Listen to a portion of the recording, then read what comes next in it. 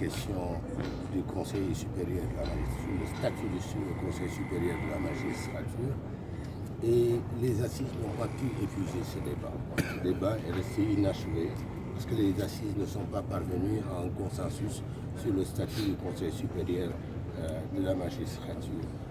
C'est pourquoi cette conférence organisée aujourd'hui dans le cadre de l'université par le CUD, le collectif des universitaires pour la démocratie, cette conférence est particulièrement importante parce qu'elle prolonge un tout petit peu ce débat qui a été un débat très présent à l'occasion des assises sur la justice. Mais qu'est-ce qui faisait en tout cas le hic? Mais ça n'a pas forcément le Conseil supérieur, les assises sur la justice ont surtout achoppé, les discussions ont surtout achoppé sur la présence du président de la République dans le cadre du Conseil supérieur de la magistrature. La présence en qualité de président du Conseil supérieur de la magistrature, mais également sur l'ouverture du Conseil supérieur de la magistrature. Là aussi, il y a eu un débat particulièrement vif. Mais aujourd'hui, vous pensez que c'est une bonne idée que le président de la République quitte en tout cas le Conseil? Et moi, je suis un facilitateur. Il n'y a pas encore Vous avez votre point de vue? de consensus. J'ai un point de vue que je garde pour le moment. Point de vue que vous gardez. Alors peut-on savoir à quoi s'attendre en tout cas à l'issue de cette réunion? Écoutez, les conclusions de cette conférence vont être consignées dans un document et le CUD se chargera de le faire parvenir à qui de droit. Parce que le président de la République, lors du dépôt du rapport sur les assises, a dit que pour le moment, il ne prenait pas encore de décision et qu'il attendait d'écouter les uns et les autres avant de prendre une décision définitive. Par conséquent, les conclusions de cette conférence seront versées dans le débat, dans la corbeille, qui va permettre au président de la République de prendre une décision sur cette question.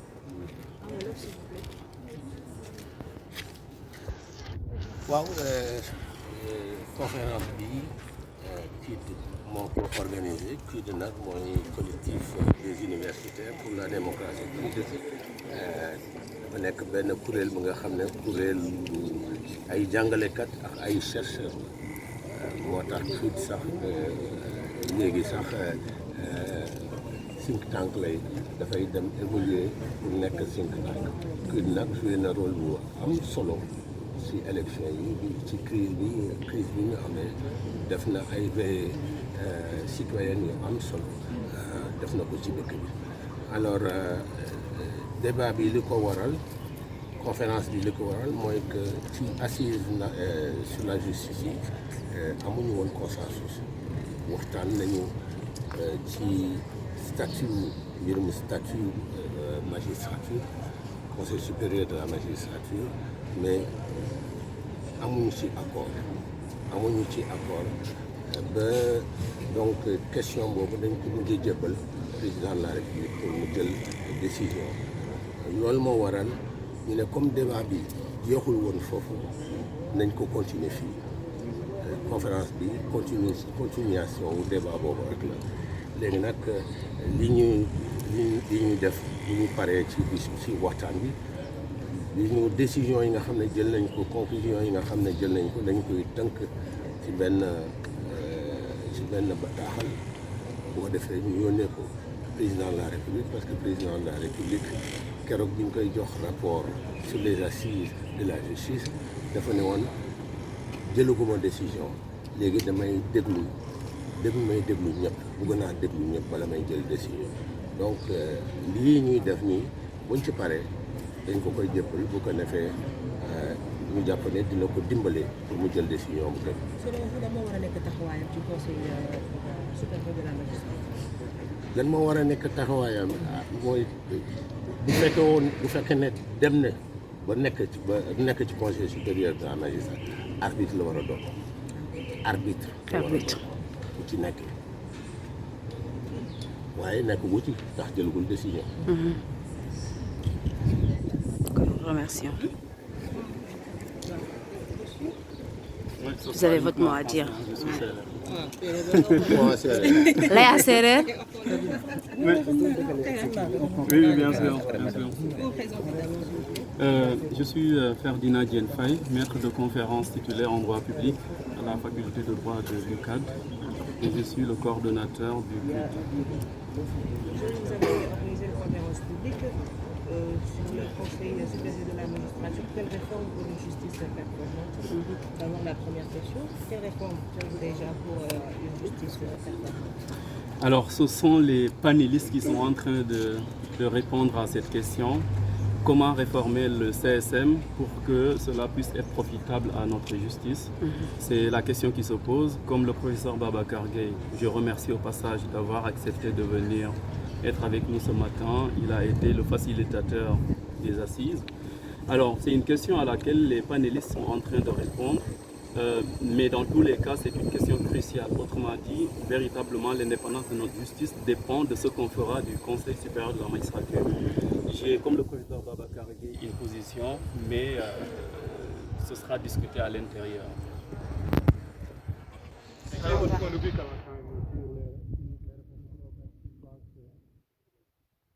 Alors, sur le CSM, je peux dire ce que je pense concrètement. Je pense qu'il y a 3 points principalement. Les compétences. Aujourd'hui, le Conseil supérieur de la magistrature a pour compétence de gérer la carrière des magistrats. Est-ce qu'il faut se limiter à cela? C'est tout le débat. Si vraiment ça doit consister à nommer les magistrats, à gérer leur carrière, à être un organe de discipline, peut-être que la composition actuelle est tout à fait acceptable. Mais il faut s'inspirer de ce qui se passe à l'étranger. Ce qui se passe à l'étranger, on donne au Conseil supérieur de la magistrature une compétence dans la gouvernance de la justice, sans porter préjudice aux compétences du ministère. Donc, si on élargit les compétences du Conseil supérieur de la magistrature, ce sera peut-être pertinent de retoucher la composition et de discuter véritablement de la question de la pertinence du